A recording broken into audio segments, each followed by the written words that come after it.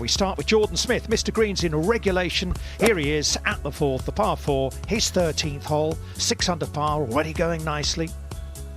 Yes, and using the slope very nicely there for Jordan Smith. That front right pin there at the 4th, he'll tap that one in, no problem. Yeah, have a good day. Cabrera Bello at the 4th, he's at 4 over par right now, and that'll spin back. Back to 3 over, that'll be. A friendly hole location for Ferguson, likes to move everything left to right.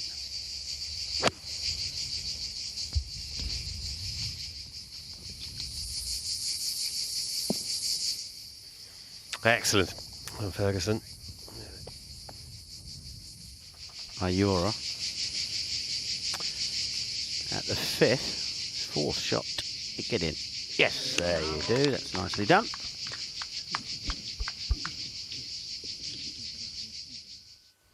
Talented player, isn't he? So is David Ravetto, although he's been a little bit quiet since that breakthrough win in the Czech Republic last year. Struggling this week, or is he not with that one? He's not. Yes, good timing there. Trying to make his way through to the weekend. Level pass, surely the cut. Surge for the cut. This is Olesen, the lefty. Just 312 yards this par 4, but it's a layup for most of the players, and that's the plan. Again, just trying to control his flight into this headwind.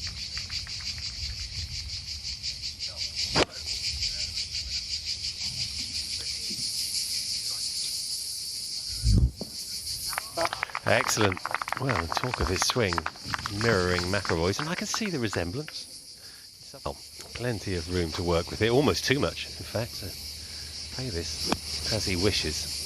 Get it moving forward on landing, exactly like that. That's going to be a terrific opening par. Might have been confused by Miliotti's that moved a lot. He looks like a class act, Frenchman. 6 top 10s already. Uphill putt, breaking a little from right to left for Marcel Siem for birdie here at the 3rd.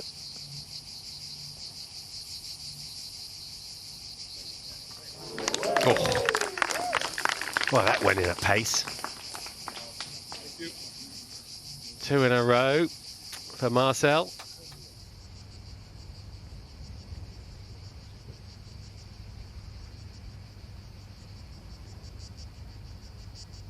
Another one of the Italians, 19 in the field, that's Mazzoli.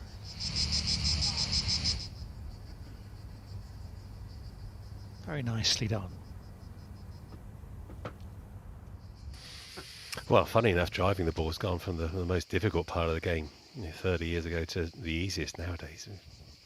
Just about to a man, everyone's popping it 300 yards fairly regularly down the middle nowadays. That was a wonderful 4 for Ayora. Here's Kuvra. Thought it was McIlroy for a minute.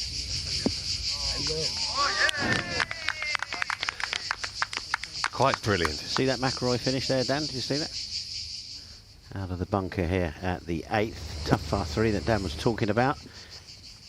That's very nicely played. Actually played that too well. In fact, the par 3s, it's unusual, isn't it? 5 par 3s, but they're all good.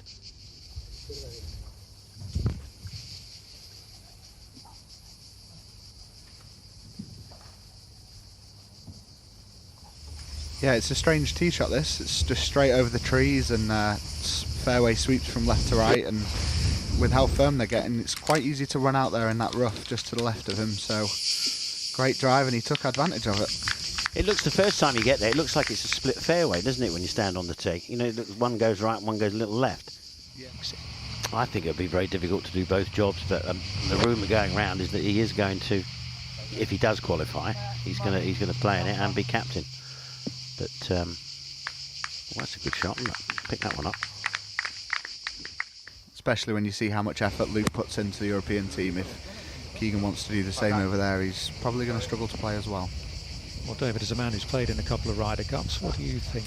He will play. For the runs ball's lying nicely, he's got a lot to carry to get to the fringe. That's an outstanding shot. Gets in. Oh, what a shot. Fantastic. Or an 8-iron or 9-iron chip and run. Why do they always take the sandwich and stuff like that? Why do modern players, as we watch Iora, with another birdie, back to back? Thinking 10 yards of help with the downwind left to right. How about you, Richard? Isn't the hanging live ball below your feet? I will go for hanging live ball below your feet, yes. Yeah, okay. Using the slope very nicely. He has, isn't he? Look at that. Almost a kick-in birdie there for Ferguson. So Todd Clements was grandstanding a little bit when he got the wedge out. Just toddled on down to the hole, didn't it? And then you pop a great par 3 in front of it like this, it makes it even better. A bit more tricky in the wind today. Well, I was just about to say, this one's an interesting one because you want to flight it down. That's a fantastic shot. But yeah, you want to flight it down, but you can't really because it's so elevated, it just seems to pop up anyway. Is there much on this one, Dan? Fairly flat green? Yeah, to be honest, the greens this week in general are pretty flat. There's a few with quite big slopes, but as you see there, that one was pretty straight. And yeah, I think a lot of players are getting fooled out and overreading them, definitely. Again, with a front pin and this much downwind, kind of tricky to get it close.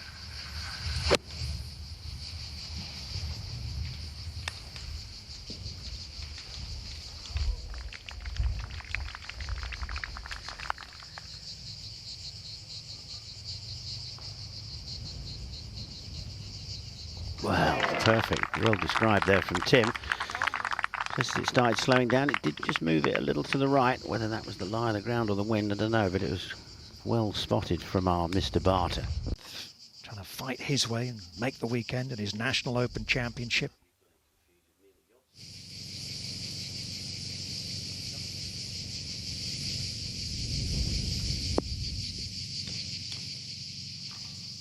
Stunning shot. Fairway found for Martin Couvre up the 9th. Eyeing it up, and why not? Tell you what, he's hit some shots out there today. As Now this is a look at Iora, which, man, I got slightly confused with. I thought he was hitting second shots 480 yards, but he didn't, so this is for a par. Anyway, scorecard paints no pictures, walks off with a 5. It's incredible, that. stays bogey free. That is some par, isn't it? Absolutely.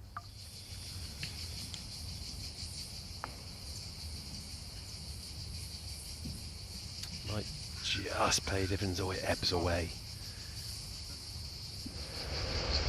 Fairly flattish lie here for Sullivan. Now he can go straight up the flag from 93 yards. Likes to cut across these little pitch shots, get them to land a little softer, like that with spin. Beautifully played. I think always a good sign that someone's playing well. And this flag there on the 16th, it says 15 on 4 from the left, but it's not 15 over that water. It's 15 from the right-hand side as you look at that green. Spin. Down it comes, even further, and I feel he should be taking the lead here. Now this is Couvre, a ball above his feet, bit of a hanging lie. Should move from right to left. Third shot here at the 12th.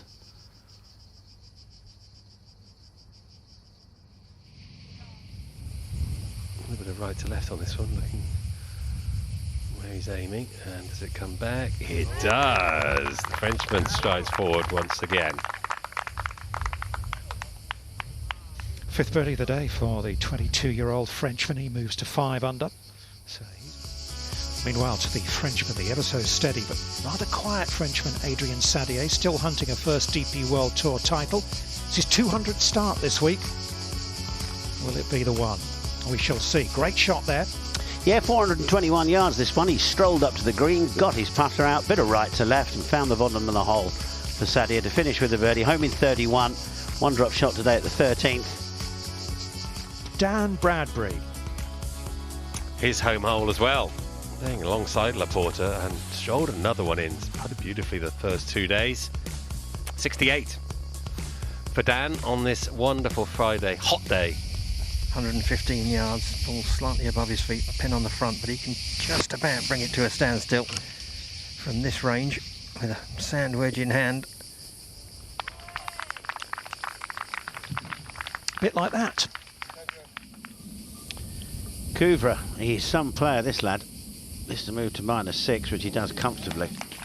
Could be looking at the winner here. At him, he's some player. Big putt for Rafa. He's on +1. He's not now. He's on level. One hole to go. It's par 5, the finishing hole as well. Well, this is quite. That really is quite the comeback by Rafa.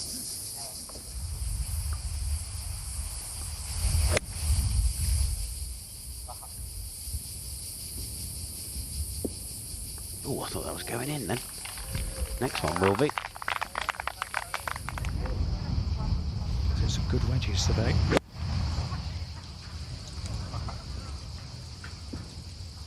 Spin back. Should do, and that is a chance there. A little bit shorter than the putt he had on the 16th to take the lead, but that will be to take the lead. And in its own way, equally impressive. That's 65, and what's more, in these tricky conditions, that is a bogey-free round for young Angel Ayora. Up to 18, Rafa Cabrera Bello. Now, what's this for? Is it for another birdie? It is. Oh, what a finish. What a day. Into the breeze. Just never an easy mix.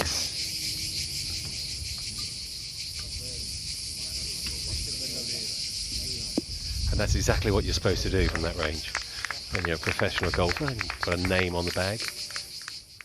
2 holes left to play for Chikara. This at the 17th. 163 today. Oh, very nice. He's at 4 under par. Tees moved 37 up today, so it's playing quite a lot shorter. Relaxed style, isn't it? It almost looks like he's not standing to a putt. That top hand miles away from the chest, and in it goes. Now, how's that for a finish? That's excellent, isn't it?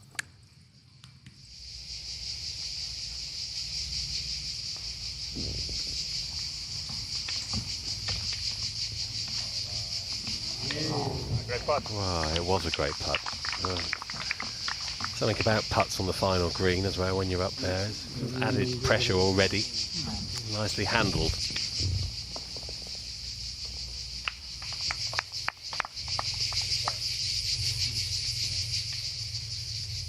So, he is in a share of second place with Dan Bradbury. Every winner. This man has been a first-time winner. I wonder if the theme will continue this week. We'll see.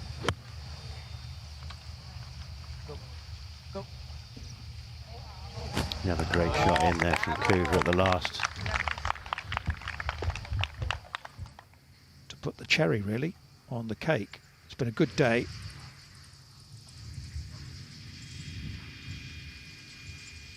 It's been an excellent day, in fact, for young Martin Couvra. 63, so he ties that course record set a little earlier by Rafa Cabrera Bello.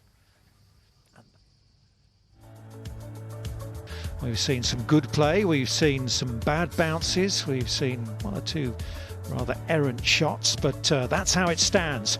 Moving into the weekend of the 82nd Open d'Italia from wonderful Argentario Golf Club. Dan, 2 under par 68 today. How does that make you reflect on your course record yesterday and how brilliant that was?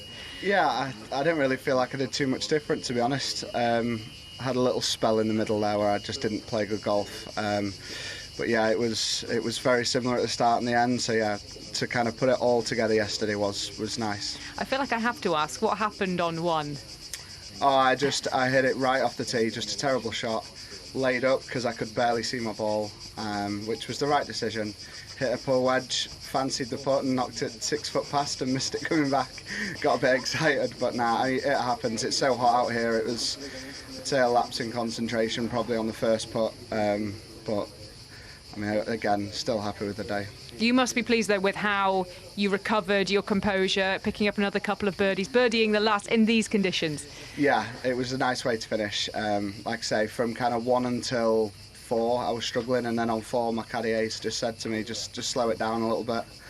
Just getting a little bit quick at the top, and did that, and then from 5 onwards, played some really nice stuff again. Perfect. So yeah, exactly. Try and keep that up for tomorrow. Easy as that. And what do you do now? I mean, you said yesterday you were going to lie down in the air conditioning for 2 hours. You've got a long afternoon to stay out of the sun. What's the plan? Literally same. I mean, I'll just be going back, just resting. I might even take a nap. It was an early start, and then yeah, just get some dinner tonight and yeah, go again. At least I think tomorrow we'll be out late, so there's plenty of time to recover a little bit before tomorrow. A nap sounds like a great plan. Well done, Dan. Thank you. To watch another DP World Tour video, click here, and to subscribe, click here.